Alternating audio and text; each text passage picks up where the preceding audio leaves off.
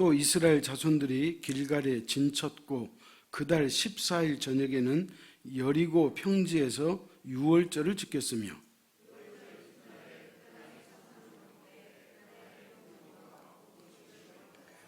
또 그 땅의 소산물을 먹은 다음 날에 만나가 그쳤으니 이스라엘 사람들이 다시는 만나를 얻지 못하였고 그 해 가나안 땅의 소출을 먹었더라.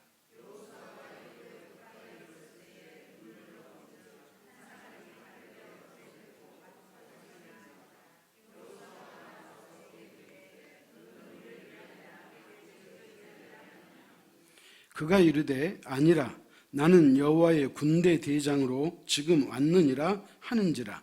여호수아가 얼굴을 땅에 대고 엎드려 절하고 그에게 이르되 내 주여 종에게 무슨 말씀을 하려 하시나이까.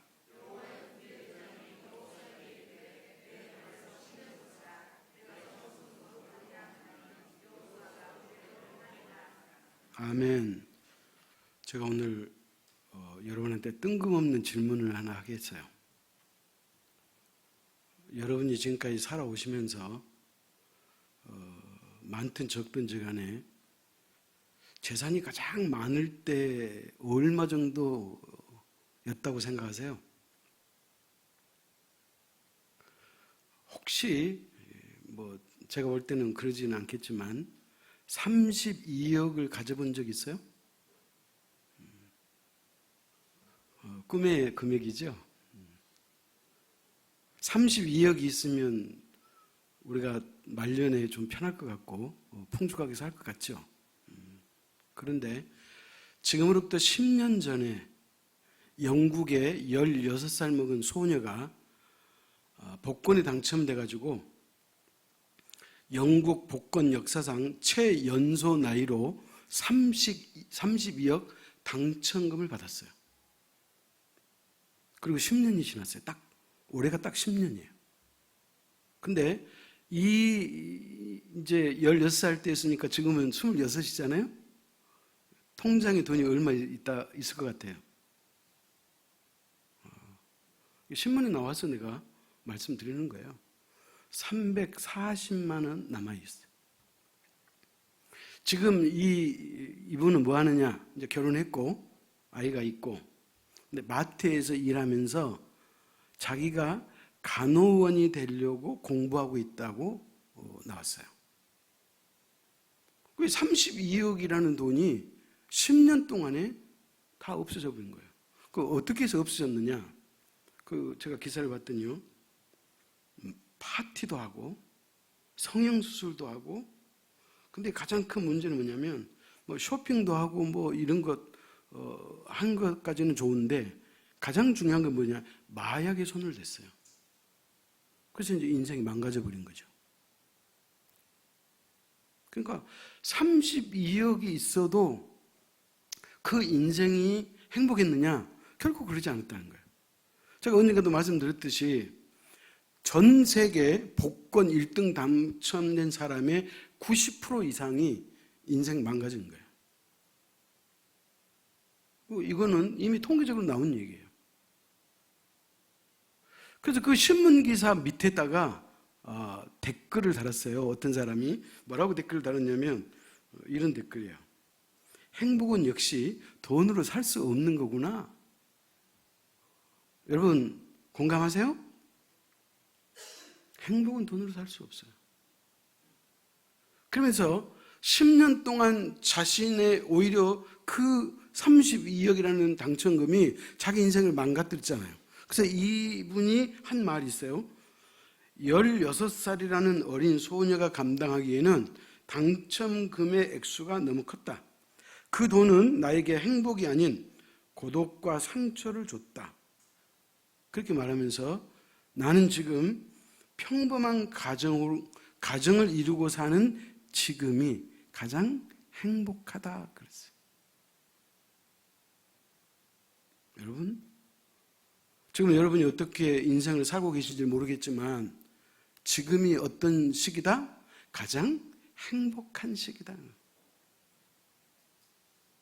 아까 그 댓글로 단 사람 그랬다 그랬잖아요. 행복은 돈으로도 살 수 없구나. 사랑하는 성도 여러분, 이 땅에 많은 사람들은 물질이 있어야 산다고 생각해요. 그렇기 때문에 대다수가 다 돈을 버는데 머리를 짜고 애를 쓰고 노력하고 발버둥을 쳐요. 근데 실제로 많은 돈을 가져본 사람들의 이구동성의 말이 그것은 오히려 나에게 불행을 가져다 주었다, 그렇게 이야기하는 거예요. 그래도 우리는 여전히 그게 아닌데, 그럴 수도 있어요. 아담 이후부터 지금까지 살아온 인생 셀 수 없이 많을 거잖아요. 그죠? 근데 그 많은 사람 중에 누가 가장 부자로 살았느냐? 누가 가장 권력과 떵떵거림을 갖고 살았느냐? 성경에 나와 있는 솔로몬 왕이에요. 솔로몬보다 더 많은 소유를 가져본 사람이 솔로몬 앞세대도 없었고 이후에도 없을 거라고 성경이 말하고 있는 거예요. 그는 재산만 많았느냐? 그렇지 않아요. 그는 왕으로서 권력을 누리고 살았어요. 다시 말하면 하나님께서 이 땅의 인간 중에 딱 한 사람을 선택해가지고 인간이 누리고 싶어한, 인간이 가지고 싶어한 것, 인간이 해보고 싶은 모든 것을 다 해보게 허락했던 한 사람이 있는데 그 사람이 누구다? 솔로몬이라는 거예요. 그래서 솔로몬이 인생을 자기가 원하는 대로 다 살아보고 나서 그가 한 말이 있죠. 헛되고 헛되며 헛되고 헛되니 모든 것이 헛되도다. 여러분, 그러면 어떤 사람이 헛되지 않을까요? 예수 믿는 저와 여러분이 헛되지 않아요. 하나님을 모시고 사는 인생은 결코 헛되잖아요. 여러분, 돈으로 행복을 살 수 없다 그랬잖아요. 여러분, 돈으로 건강 살 수 있어요, 없어요? 없어요. 그러면 도대체 사람은 무엇으로 사느냐? 사람은요, 하나님의 도우심으로 사는 거예요. 얼마 전에 그 탤런트 노영국 씨가 71살이더라고요. 75세. 근데 이분이 그 드라마에, 저는 보지 않으니까 잘 몰랐는데 그 기사를 봤더니 드라마에 현재 출연하고 계셨더라고요. 근데 아침에 심장마비로 소천해버렸어요. 무슨 얘기예요? 그래서 이때 사람들이 쓰는 말이 있죠. 사람이 살았다 할 것이 없다, 그런 말 쓰잖아요. 여러분, 인생은 누구의 손에 달렸어요? 하나님의 손에 달렸어요. 그렇기 때문에 하나님을 섬기는 사람이 행복해요. 하나님을 섬기는 사람이 마지막 날 헛되지 않아요. 그렇기 때문에 예수 믿는 사람은 어떤 사람이냐? 제가 정의한 거예요. 예수 믿는 사람은 어떤 사람이냐? 나의 힘으로 살 수 없다는 사실을 인정하고 뼈저리게 고백한 사람이 예수 믿는 사람이에요. 나의 힘으로 살 수 없다는 결론이 났기 때문에 우리는 누구를 의지할 수밖에 없어요? 하나님만 의지할 수밖에 없어요. 그렇기 때문에 이 우주 만물을 창조하시고 인간의 생사화복을 다스리고 주관하시고 하신 그 하나님이 나의 아버지가 되어 있는 그 사람은 그래서 행복하다는 거예요. 그래서 그 사람은 이 땅의 삶이 때때로 고단하고 힘들고 남 보기에 내세울 곳이 없는 인생이라 할지라도 하나님을 아버지로 섬기는 사람은 결코 헛되지 않음을 믿으시기 바랍니다. 그렇기 때문에 오늘 저와 여러분이 행복한 사람이에요.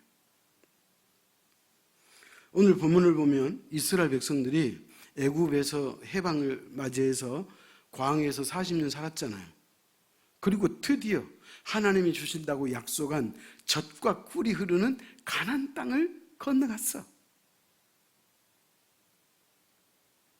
생각해 보세요. 애굽에서 나와가지고 몇 년 걸렸어요? 40년 걸렸어요. 40년. 40년 동안 하나님이 이끄시는 가나안 땅, 젖과 꿀이는 그 땅으로 가면서 얼마나 많은 우여곡절이 있었어요. 그렇잖아요. 뭐 인생은 우여곡절 속에 사는 거잖아요. 자, 그런데 중요한 건 뭐냐면 그들이 40년 동안 농사하지 않았어도 하나님이 매일 뭘 보내줘요? 만나를 내려주시는 거예요. 만나를. 그래서 이스라엘 백성들이 천막에서 자고 일어나가지고 천막을 열고 밖으로 나가면 그 양쪽 광야에 수북하니 만나가 쌓였어요. 근데 그 만나를 몇 년 동안 40년 동안 내려줬어요. 근데 이제 드디어 40년이 지나가지고 이스라엘 백성들이 가나안 땅을 건너간대요. 그리고 그 땅에서 난 그 땅의 소산물을 볶아 먹고 났더니 그 이튿날부터 뭐가 내리지 않았어요? 하늘 양식 만나가 내리지 않았다. 그렇게 말해요. 이거 보십시다. 오늘 본문 나와 있잖아요. 12절 같이 읽습니다. 또 그 땅의 소산물을 먹은 다음 날에 만나가 그쳤으니 이스라엘 사람들이 다시는 만나를 얻지 못하였고 그 해 가나안 땅의 소출을 먹었더라. 그런 거예요. 여러분 이런 걸 보면요, 성경이 얼마나 정확한지. 그래서 이스라엘 백성들이 그 가나안 땅에 도착을 했는데, 근데 이제 문제는 뭐냐면 그 가나안 땅에는 이미 7 족속이 살고 있었어요. 근데 그 7 족속하고는 뭐 해야 돼요? 전쟁해야 돼, 전쟁. 그러니까 가나안 땅을 밟았던, 지도했던 여호수아는 그의 마음속에 늘 고민거리가 있는 거예요. 그 뭐예요? 여리고성을 점령해야 되고 아이성을 점령해야 되고 자꾸 전쟁을 통해서 그 땅을 점령해야지 살 수 있는 거예요. 그래서 어느 날 여호수아가 길을 걷다가 한 사람을 만나요. 갑자기 낯선 사람을 만나니까 여호수아가 그 사람에게 질문을 던져요. 너는 적이냐 우리 아군 편이냐?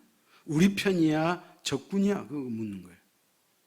그랬더니 그 사람이 뭐라고 그러냐면 나는 이 편도 아니고 저 편도 아니고 하나님이 보낸 군대 대장입니다. 그렇게 이야기하는 거예요. 그러니까 천사를 보냈다는 거예요.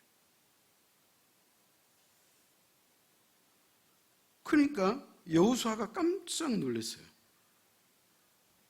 왜? 하나님이 사자를 보냈잖아요. 천사를 보냈잖아요.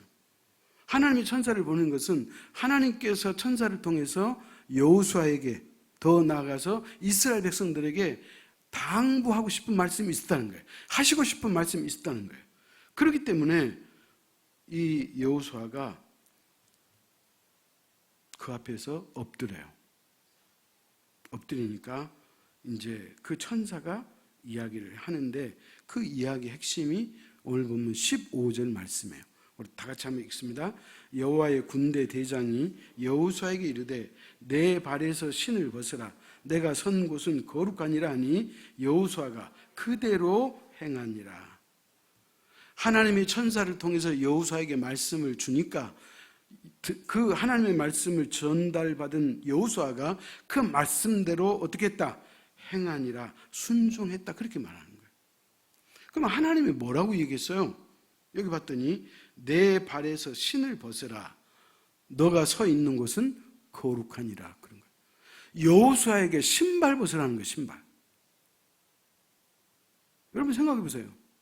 하나님이 천사를 통해서 겨우 하신단 말씀이 뭐예요? 여호수아에게 너가 신고 있는 그 신발 벗어라. 그렇게 말씀을 하셨다는 거예요. 그러니까 여호수아가 곧바로 신발을 벗었다고 성경이 기록하고 있는 거예요. 그럼 여기서 이제 한 가지 우리가 질문해야겠죠. 그럼 하나님이 왜, 무엇 때문에 여호수아에게 신발을 벗으라 그랬지? 여기에 대한 질문이 있어야 돼. 하나님이 왜 그랬을까? 왜 신발을 벗으라고 하셨을까? 그 이야기를 생각해 봐야 한다는 거예요. 자, 그런데 놀라운 것은 하나님이 여호수아에게만 이 말씀을 하신 것이 아니고 여호수아를 지도했던 모세에게도 똑같은 말씀을 하셨어요. 찾아갑시다. 출애굽기 3장 5절이에요.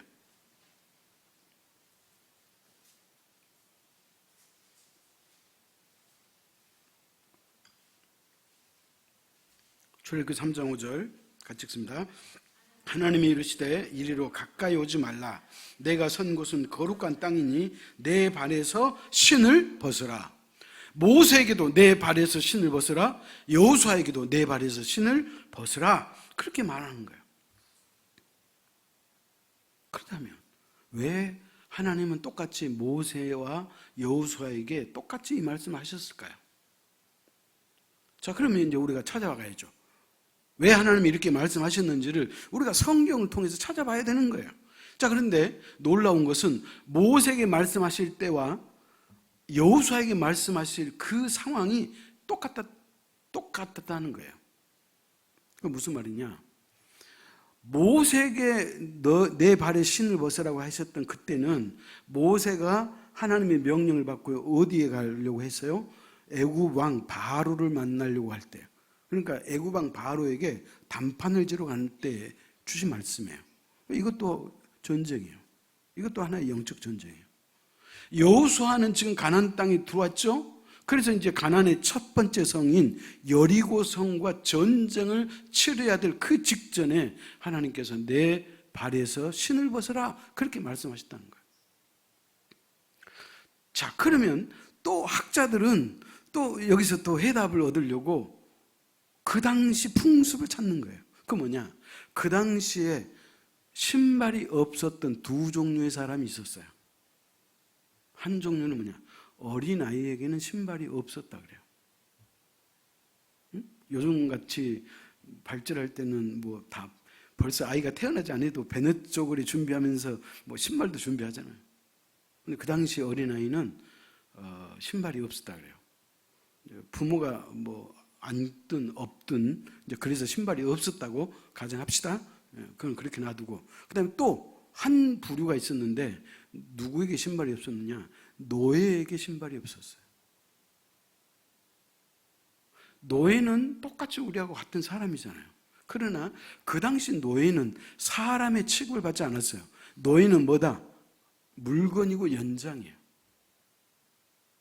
노예는 연장이에요. 그렇기 때문에 노예가 병들고 아파가지고 일을 못하면 갖다 버리는 거예요.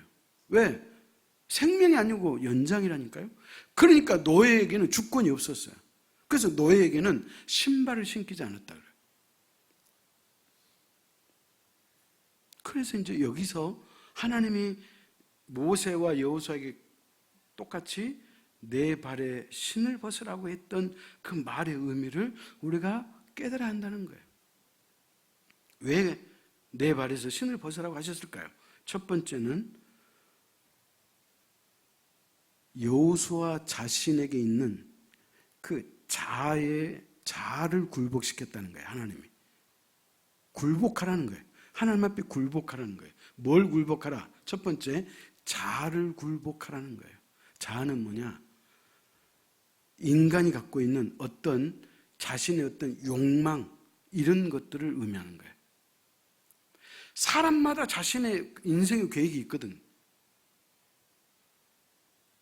자신이 하고 싶어하는 욕망, 욕구들이 있는 거예요. 그것을 굴복시키라고 하는 거예요. 그러면 하나님이 여호수아에게 이 말씀을 주신 구체적인 이유는 뭐냐?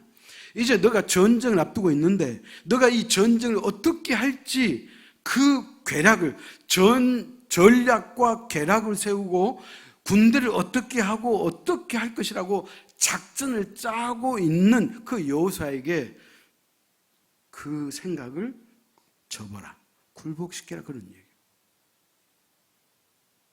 여러분 생각해 보세요.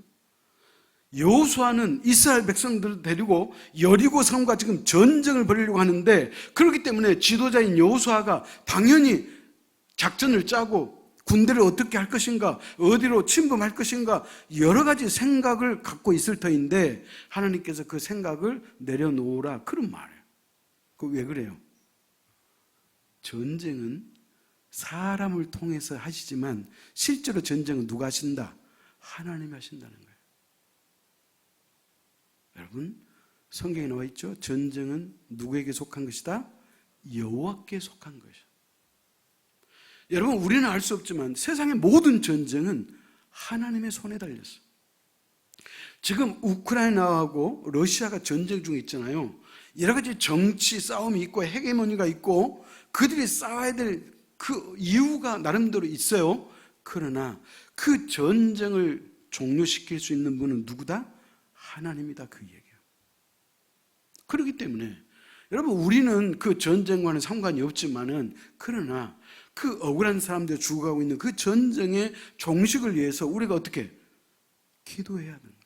이게 그리스도인이라는 거예요. 어쨌든 오늘 하나님께서 여호수아에게 내 발에 신을 벗으라 하는 그 말의 의미는 뭐냐? 내가 이 전쟁을 지휘하겠다. 너는 내가 시키는 대로 하기만 하면 된다, 이런 말이에요. 아멘? 그러니까 여러분, 우리가 이 땅을 살려고 우리가 이러고 저러고 계획을 세우고 목표를 정하지만, 여러분, 우리의 모든 꿈과 목표는 우리의 노력으로만 되는 것이 아니고 하나님의 절대적인 도우심이 있어야 됨을 믿으시기 바랍니다. 그렇기 때문에 여러분, 우리가 계획을 세우고 그 계획이 윤리적으로 도덕적으로 맞는지도 우리가 살펴야 되고, 더더군다나 그리스도인은 하나님의 말씀과 비추어서 하나님의 뜻에 합당한지 그렇지 않는지를 먼저 살펴본 다음에, 그리고 나서 이것이 하나님이 기뻐한 일이라고 하는 결론이 나면 이제는 어떻게 해요? 나도 노력해야 되지만 하나님의 도움을 구하고 청한다는 거예요. 여러분, 그래서 우리가 여리고성이 여호수아가 승리한 거 알잖아요. 여러분, 어떻게 했어요? 하나님이 뭐라 그래요? 이스라엘 백성들에게 항아리에 횃불을 달고 여리고성을 하루에 한 바퀴씩 돌아가는 거예요. 전쟁은 무기로 하는 거잖아요. 그런데 여러분, 가나안 7족속 가운데 여리고성이 가장 견고한 성이에요. 마차가 그 성벽 위에서 마차가 서로 교행할 만큼 그렇게 튼튼한 성이 여리고성이에요. 여러분, 우리 옆에 있는 이 모양성보다 더 성벽이 높고 더 튼튼했고 더 넓었다는 거예요, 그 당시에. 근데 여러분, 그 성을 무너뜨리고 전쟁을 해야 되잖아요. 근데 하나님 뭐라 그래요? 횃불을 들고 여리고성을 하루에 한 바퀴씩 돌고 7일째 되는 날 몇 바퀴 돌아라? 7바퀴 돌아라. 그랬더니 하나님 말씀대로 했더니 여리고성이 어떻게 됐어요? 무너졌다 했죠. 사랑하는 성도 여러분, 우리의 어떤 힘이나 노력 갖고 안 된다니까요. 하나님이 도와주셔야 되는 거예요. 전쟁은 나에게 속해 있으므로, 전쟁은 하나님이 나에게 속해 있으므로 너가 지휘권을 갖고 있지 않고 너가 계획 짜지 말고 너는 내가 시키는 대로 하기만 하라. 이게 하나님의 첫 번째 메시지예요. 아멘? 너의 자아를 굴복하라. 이 말의 의미는 나에게 맡겨라, 이런 말이에요. 그 다음에 두 번째 의미가 뭐냐? 욕심을 굴복시켜라, 그렇게 말해요. 욕심이 잉태한 즉 죄를 낳고 죄가 장성한 즉 사망을 낳는다 그랬잖아요. 여러분, 모든 사람이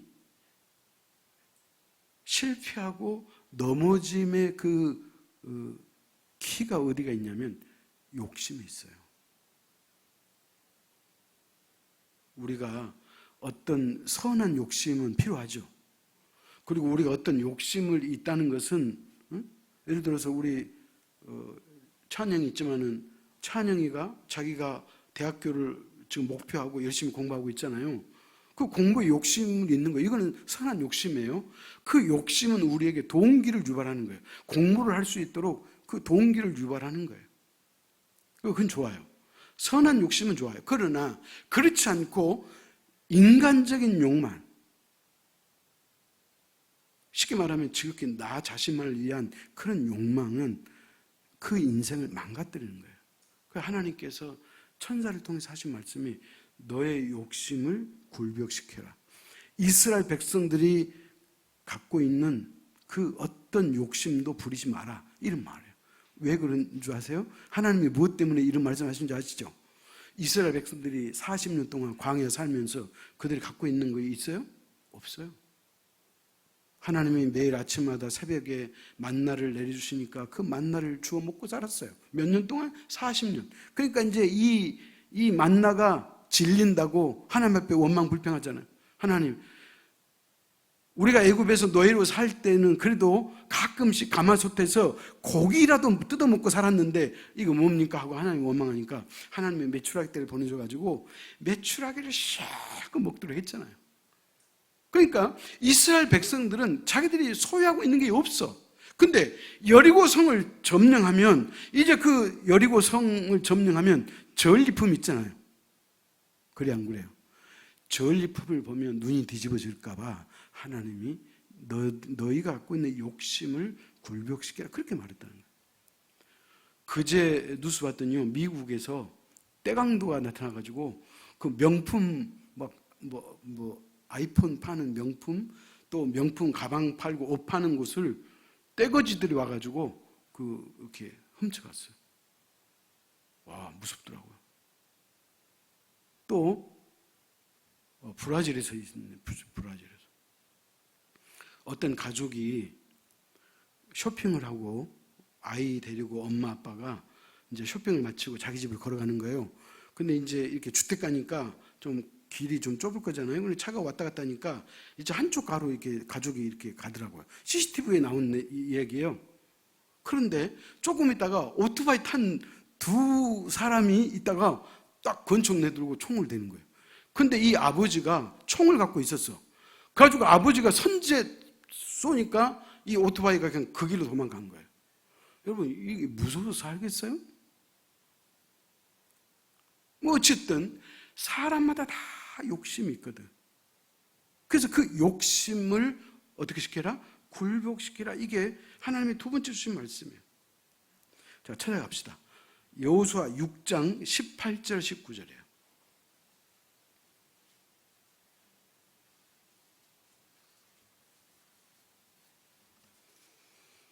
여호수아 6장 18절 19절 같이 읽으면 교독합니다.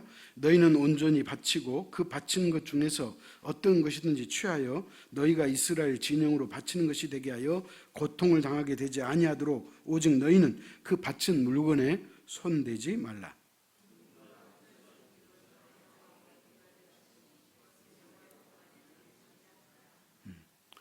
자, 어쨌든 사람들이 여리고성을 들어가면 전리품 생기잖아요.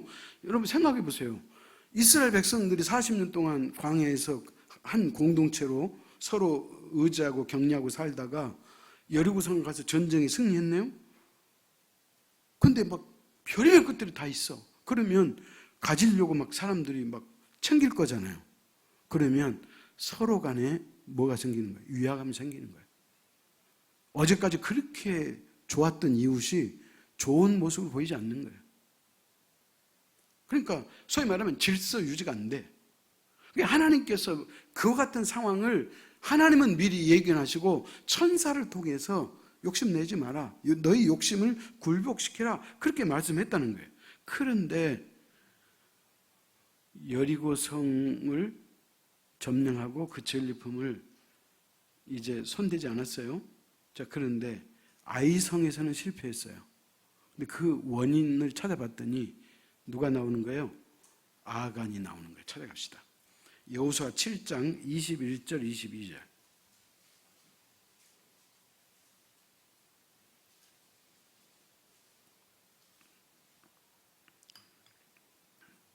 내가 노력한 물건 중에 시날산의 아름다운 외투 한 벌과 은 200세겔과 그 무게가 50세겔 되는 금덩이 하나를 보고 탐내어 가졌나이다.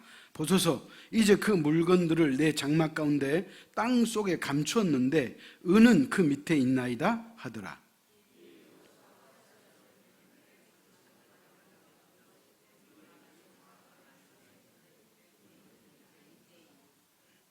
사랑하는 성도 여러분, 그렇게 견고한 여리고성은 하나님의 말씀대로 순종했더니 쉽게 여리고성을 정복했는데 그 다음 성인 아이성은 코딱지만한 성이거든. 근데 그 아이성 전쟁에서 실패했어요. 여러분, 말이 안 되잖아요. 그래서 여호수아가 하나님 앞에 물었어요. 하나님 왜 우리가 이 아이성에서 실패했습니까? 그랬더니 하나님이 다 알려주는 거예요. 아간이라는 사람이 나의 명령을 어겼다는 거예요. 그래서 아간을 잡아다가 신문을 했더니 아간이 실토하잖아요. 내가 전리품 가운데 시날산의 아름다운 외투 한 벌 훔쳤고 돈 200세겔, 그 다음에 금덩이 하나, 그리고 은 조금은 우리식으로 말하면 방바닥 밑에 숨겼습니다. 그렇게 이야기하잖아요. 여러분, 그러니까 이 아간이라는 한 사람 때문에 이스라엘 백성 전체가 아이성이 전쟁에서 실패하고 고난을 겪은 거예요. 사랑하는 성도 여러분, 우리가 이 땅에 살면서 때때로 지나친 우리의 어떤 욕심과 욕망이 자리 잡을 때는 그것을 어떻게 해야 돼요? 배척해야 돼요. 그렇지 않으면 우리가 실패하는 거예요. 그래서 하나님이 천사를 통해서 여리고성에 가서 전리품을 보면 그 물질에 대한 욕심을 내고 서로가 아기다툼하고 서로 자기가 가지려고 싸움하고 그런 것을 미연에 방지하기 위해서 하나님이 내 욕심을 굴복시켜라, 그렇게 말씀하셨다는 거예요. 자, 그 다음 마지막 세 번째, 하나님은 뭘 말씀하셨느냐? 자기의 의를 굴복시켜라, 그렇게 말하는 거예요. 자기의. 자기가 뭔지 아시죠? 내가 했는데 내 힘으로 했어. 내가 최고야. 너희는 내 덕에 사는 줄 알아. 이게 자기의예요. 자기만 옳고 자기만 옳다고 생각하는 것이 그게 자기의예요. 여러분, 신앙인에게 있어서 이것은 아주 해로운 거예요. 제가 축구 이야기해서 죄송한데 요즘에 전 세계에서 가장 축구 선수로 관심을 받고 있는 사람이 누구냐면 손흥민, 우리 한국 선수예요. 오늘 새벽에도 토트넘이 이겨가지고 지금 전 세계 축구 팬들이 난리가 났어요. 제가 짧게 설명하면 토트넘에는 케인이라고 하는 영국 선수가 있었는데 이 사람이 골을 제일로 잘 넣어요. 근데 이 사람이 천문학적인 이적료를 받고 독일로 갔어요. 그러니까 세계적인 선수, 골을 영국에서 가장 많이 넣은 선수가 독일로 갔으니까 토트넘은 그만큼 이제 힘이 없어지겠잖아요. 그죠? 그래서 모든 사람이, 전문가들이 토트넘 팀은 이제는 망했다, 그렇게 이야기하는 거예요. 근데 거기에 누가 있냐? 우리 한국 선수 손흥민 선수가 있는 거예요. 근데 새로운 감독이 손흥민 선수에게 주장을 맡겼어요. 그런데 손흥민 선수가 주장이 되더니 지금 토트넘 역사상 시즌이 시작해가지고 6번째 경기를 했는데 한 번도 진 적이 없어요. 무패. 그 왜 그랬느냐? 손흥민 선수 한 사람 때문에 그런 거예요.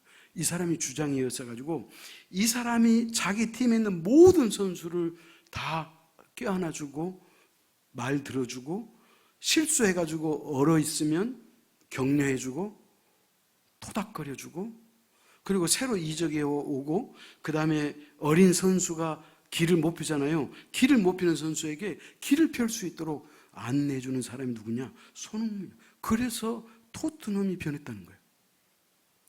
그래서 전 세계 그 신문 기자들이 뭐라고 뭐냐면 이 스타일, 주장이 하는 역할의 스타일이 한국 스타일인 거예요. 한국 스타일. 제가 왜 이야기를 하려고 하냐면 그 전에 이 케인이라는 사람이 골을 가장 많이 넣을 수 있는 그 비결이 뭐였냐면 그 라커룸 안에서 그 선수들 자기 밑에 다 불러 모아놓고 주장이 무조건 패스를 누구에게 해라? 케인에게 해라. 케인에게 해라. 그래서 이 사람이 많이 넣었다는 거예요. 그러니까 토트넘의 선수들이 주눅이 들었다는 거예요. 항상. 그리고 게임이 별로 재미가 없었다는 거예요. 근데 손흥민은 주장인데 자기한테 골 주라고 말하지 않고 오히려 그 팀을 위해서 헌신하는, 쉽게 말하면 전 주장은 이기심이 많았다면 손흥민 선수는 이타심이 많았다는 거예요. 그래서 이 팀이 지금 승승장구하고 있다, 그런 해석이에요. 사랑하는 성도 여러분, 이게 한 선수의 이야기지만 신앙인이 우리가 본받아야 될 거예요. 그건 뭐냐? 개인주의를 갖고 있으면 안 돼. 우리가 신앙생활 하면서 내가 복을 받고 우리 가족, 내 새끼만 잘 먹고 잘 사는 여기에 내가 올인하고 기도를 하면 그것은 아주 째째한 신앙이에요. 신앙인은 우리가 가족이잖아요. 우리가 제자를 교회라는 공동체잖아요. 그렇기 때문에 우리가 서로를 위해서 기도하는 거예요. 나보다 더 어려움이 있고 아픈 분이 계시고 또 힘든 일이 있어가지고 애통이 하면 그 사람들을 위해서 기도해주고 격려해주고 때때로 이야기를 들어주고 안아주고, 그게 바로 목장에서 할 역할이에요. 아멘? 이게 아름다운 교회 공동체라는 거예요. 그래서 오늘 하나님이 자아를 굴복시키는 거예요. 늘 내가 했네, 내가 제일이야, 내 생각이 옳아, 이렇게 자기만 앞세우고 자기 주장만 하는 그런 모습은 신앙인으로서 바람직하지 않다, 그런 말이에요. 결론입니다. 오늘 전쟁의 주인은 누구예요? 하나님이에요. 이스라엘 백성들의 주인도 하나님이에요. 우리 교회의 주인도 하나님이에요. 우리 제일교회 공동체의 주인도 하나님이에요. 우리 각 한 사람 한 사람의 주인도 하나님이에요. 그렇기 때문에 그 하나님이 우리에게 요구하시는 이 추석 명절 이 주일날 아침에 우리에게 요구하시는 것이 있는데, 그 뭐냐? 개인적인 욕망을 잠재워라. 욕망에 따라 살지 말라는 거예요. 욕심 따라 살지 말라는 거예요. 하나님의 말씀 안에서 그 말씀대로 살아라, 그 이야기예요.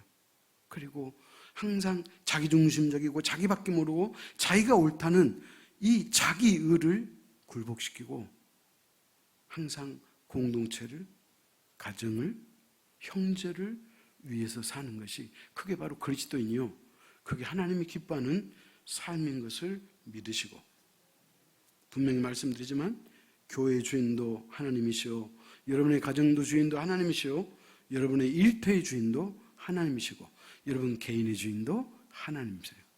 그래서 그 하나님과 함께 사는 그 인생은 실패하지 않을 것이고 승리하게 될 줄 믿으시기 바랍니다. 기도하겠습니다. 하나님 아버지, 고맙고 감사합니다. 우리는 인생을 많이 살아왔고 경험이 풍부하다 할지라도, 그러나 우리는 여전히 연약하고 부족하고 우리의 힘으로 되지 않는 일들이 너무나 많은 것을 우리가 고백합니다.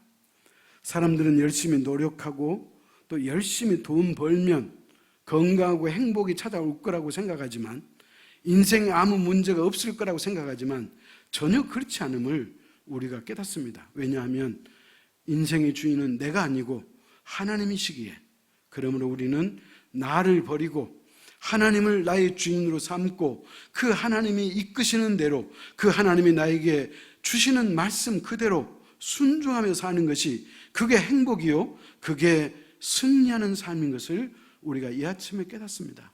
아버지 하나님, 오늘도 사랑하는 주의 백성들이 겸손하게 하나님 앞에 머리 숙여 기도하옵나니, 오늘 하나님의 말씀을 듣고 우리 개인적인 욕망이나 욕심을 내려놓게 하시고, 그리고 자기중심적이고 또한 자기만 옳고 옳다는 그와 같은 생각을 벗어던지고 우리가 공동체를 생각하고 옆에 사람을 생각할 수 있는 넓은 마음과 넓은 눈을 허락하여 주옵소서. 하나님을 주인으로 삼는 사람이 행복한 인생이요 승리자인 것을 믿게 하여 주옵소서. 예수님의 이름으로 기도하옵나이다. 아멘.